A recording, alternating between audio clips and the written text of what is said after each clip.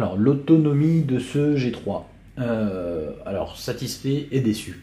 Satisfait en utilisation simple. Clairement, voilà, depuis 7 heures du matin, ce matin, je suis dessus à fond. Il a perdu 20%, c'est pas un scandale. Je suis vraiment à fond dessus, hein, depuis ce matin. Je fais des photos, des vidéos, je teste. En même temps, j'enregistre la vidéo pour vous. Vous voyez, depuis tout à l'heure, je suis avec dans la main. Donc, perdre 20% en 3 heures d'utilisation intensive, c'est pas un scandale. Surtout que je viens d'augmenter la luminosité tout à l'heure pour la partie écran. Pour l'autonomie, par contre, j'ai fait des tests comme je fais sur tous mes smartphones où en gros je répète les mêmes actions. Je lance une vidéo où je regarde un épisode de Homeland par exemple pendant 50 minutes. Derrière, je lance une petite vidéo, j'écoute la musique pendant un quart d'heure, je joue un peu à un jeu type Asphalt ou autre. Je fais exactement la même chose sur tous mes smartphones et du coup à la fin j'ai le résultat du pourcentage de batterie.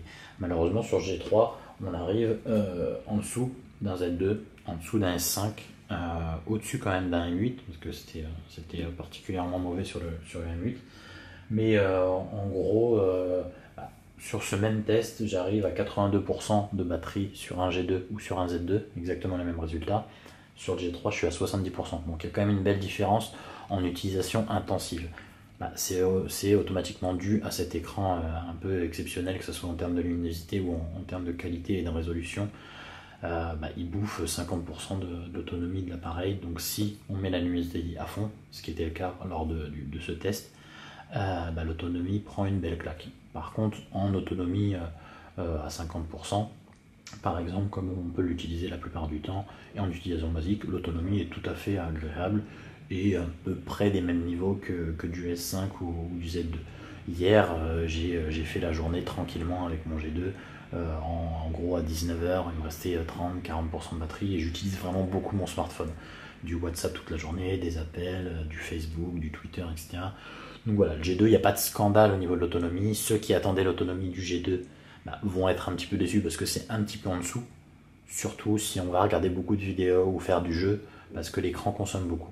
Pour l'utilisation classique, par contre, c'est à peu près du même niveau. C'est un peu en dessous du G2 quand même. Chose que j'aurais aimé voir, un petit mode économie d'énergie un peu plus intéressant, parce que le S5 propose un mode avec son écran AMOLED qui affiche donc tout en noir et blanc, qui est assez sympa. Le One M8 fait la même chose. Le Z2 propose le mode Stamina que j'apprécie vraiment. Sur le G3, la seule chose que l'on peut faire, c'est un mode économie d'énergie. Je ne sais même pas si je vais le retrouver. Ouais, si c'est dans batterie.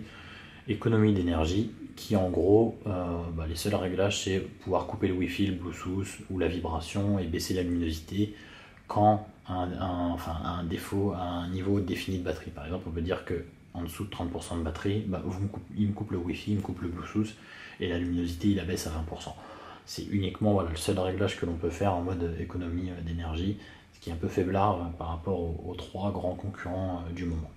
Donc voilà pour la partie autonomie, pas exceptionnelle en grosse utilisation avec l'écran en luminosité maximale.